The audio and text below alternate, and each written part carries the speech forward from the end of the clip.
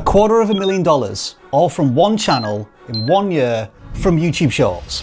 For the first 3 months, the channel was doing 80 to 100 million views. This is Tim Danilov, and in this video, he's going to show you how this channel crushed YouTube, so that you can run the same plays on your channel. There are 3 keys to Tim's success: the untapped niche he discovered and now dominates, the strategic business move that cut his costs by over 80%, and the exact YouTube strategy that you can start using right now. This is the part of YouTube nobody shows you: the systems, the margins that turn views into real income. But let's start where he started. From nowhere. He had no audience to speak of, no faith in his English skills, and he had no interest in getting in front of camera. But everyone starts with nothing until they start. Actually started exactly 1 year ago. So January 27th, I posted my first ever YouTube video on our Word channel. And this channel started like any other on YouTube. It stalled, it spluttered, it failed to gather any momentum until the 7th video. This was the video that absolutely blew up. This one went from 0 to 25 million views in like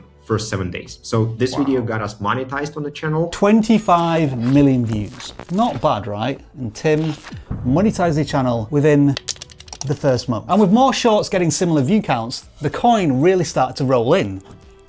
Now at this point, a typical video case study might hit you with confetti and say, job done. It's all about consistency, being persistent, determined and passionate. But I'm not going to do that today.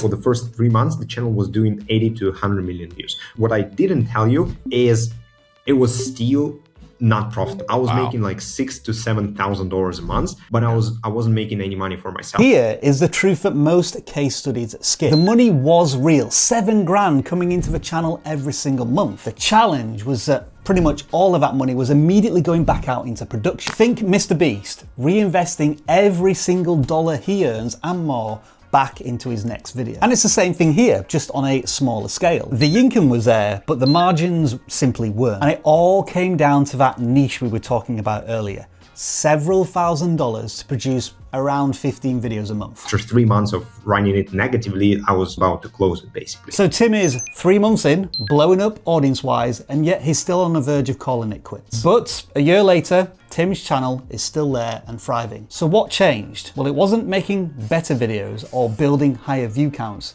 It was actually a financial decision. First, he bought himself some runway. He sold a slice of his channel to an investor. Now, notice how he pitches this, because it's really important. All I asked for was $10,000 for 3 months of salaries of people that I plan to hire. And he was more than happy to do that for 10% of the future companies. That investor had 2 pieces of advice for Tim. First, you need to hire full-time. So people who will actually care about the channel, who will go all in on what they do on your channel for you. Number 2, you need to hire from high ROI markets. High ROI or return on investment markets. It's the name of the game. Let's break down what that all means. It's about hiring skilled creatives in regions where the cost of living is lower, so the dollar stretches out further. Now, that's not to say that this creative is being underpaid. They're actually being overcompensated for what they would earn locally were they to get the same job. We went to Armenia, we went to Kazakhstan, we went to Russia, we went to Ukraine, and we found the best talent. In most of those countries, the average salary is like 700 euros, right? So when you offer them 1.2K a month, 1.5K a month, they're amazed. Like they're making like twice as their average salary in the country. If I were to hire the same like animator from US, it's like 6K minimum. And here is where I want you to pay close attention. The real genius behind it was not the niche or the topics or the videos themselves. It was actually the hiring strategy, because the only reason why the strategy was profitable is because our expenses were so low compared to all our other competitors. Zach De Films, he does 3 billion views a month, and he's paying $1,000 per short, like same quality, like $1,000. And we are now averaging like 150, 160. So we pay what's that, like five times less for almost the same quality. So while every other creator was obsessed with views, Tim was focusing on reducing costs without sacrificing the quality of his content. And once you can do that, you let the maths take care of themselves. Kind of. We 4x'd the amount of content because I basically 4x the team. So we hired like 5 animators at the same time. With them, we started producing 60 videos, and that's how the whole jump happened. And you don't have to imagine what that does to the revenue of a channel, because Tim showed us, and it only took 60 days. So we basically went from $7,000 in April to $50,000 in June in just like 60 days. And it's not just about the huge increase in revenue that the channel was making. Tim also pulled this off without chaining himself to the computer 24/7. I was planning the channel as a business, not as a creative side hustle. Once they were built, I didn't spend more than 10 hours a week managing the channel. 10 hours a week. Have you got creator envy? Because I sure do. But let's move on to the question you actually came here for. How do you find a market or a niche that's both lucrative and wide open for you to enter? Your YouTube, like faceless YouTube niche, is the combination of the format and the market. And what the niche bending is you create a new niche by applying the viral format to the market where it was never used before. All right then, niche bending. It's a fancy new way of explaining a tried, tested and successful concept. As a very quick example, take the channel Tier Zoo. It took the formats of tier lists and video gaming culture and smashed it together with zoology education. In the current meta, one class has dominated the competitive scene: the mammals. Ever since the devs rolled out harsh nerfs to the Archosaur faction, mammals have become the most successful archetype in the game. So this is how Tim built that first huge channel with billions of views, called The Art of War. He didn't try to invent a brand new topic from scratch. Instead, he found a format that was resonating with an audience from a channel that already existed called Zach D Films and applied it to a new niche. And by doing that, he found a brand new audience. I just filtered his most popular videos, and I found that 40% of his most popular videos were about guns. And I was like, what if I do a whole channel about guns? And so this is the move worth learning. First, find the biggest creators in your space, and then find their biggest outliers, which, by the way, is really easy to do with our free vidIQ tool. And then you want to look for those patterns that they're sitting on, but they haven't fully committed to. Now, of course, it is important to mention at this point that you shouldn't clone other people's content, because first of all, that's essentially theft. And secondly, it very rarely works. But what you can do is build a brand new channel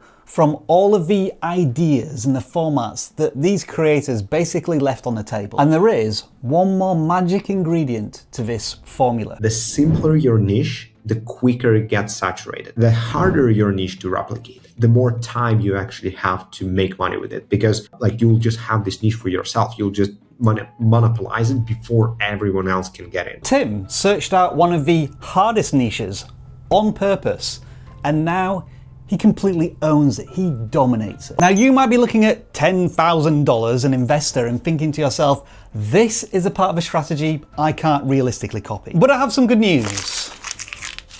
You don't need either one of these to start. There are two real ways here, and Tim has used both. One does scale faster when you bring in a partner.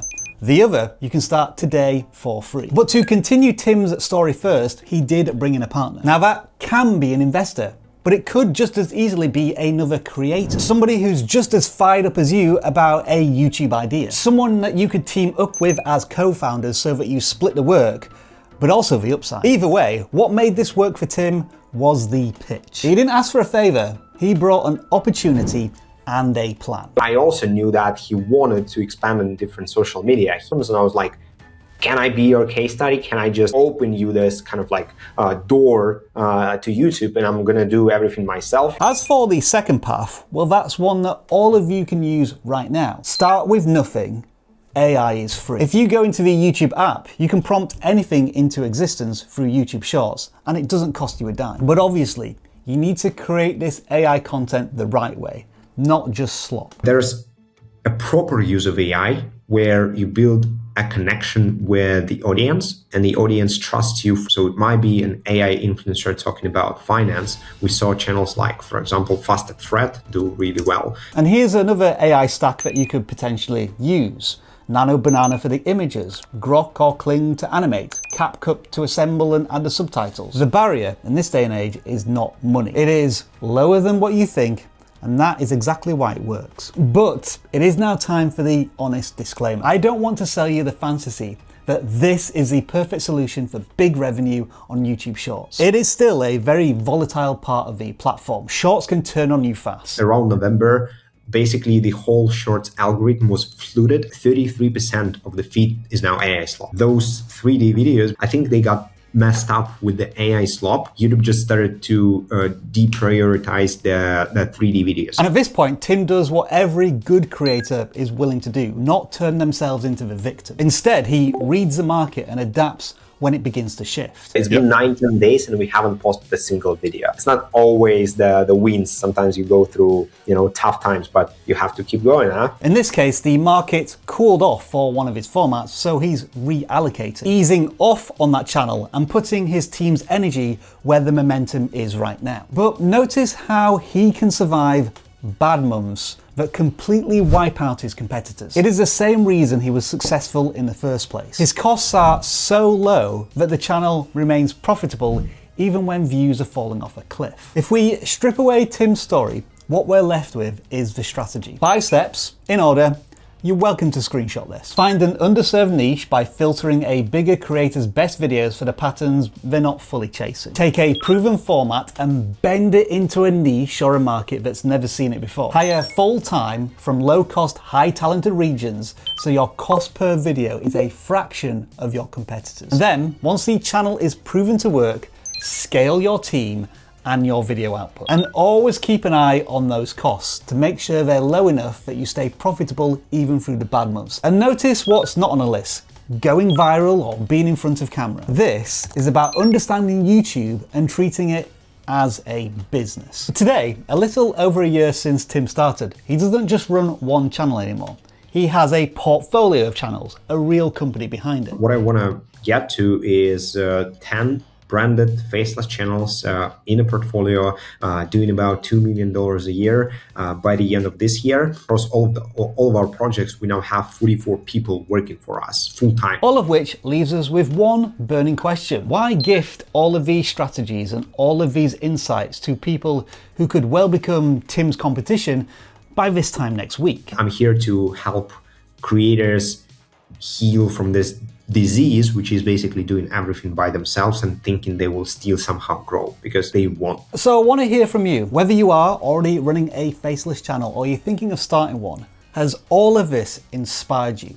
And which move are you going to try first? Let us know in the comments below. Now, in this video, we have briefly mentioned the niche bending strategy, but to fully implement it, you're going to need more examples and actionable steps on exactly what to do. Which is why I've made this complete guide over here, which is available right now. I'll see you in there.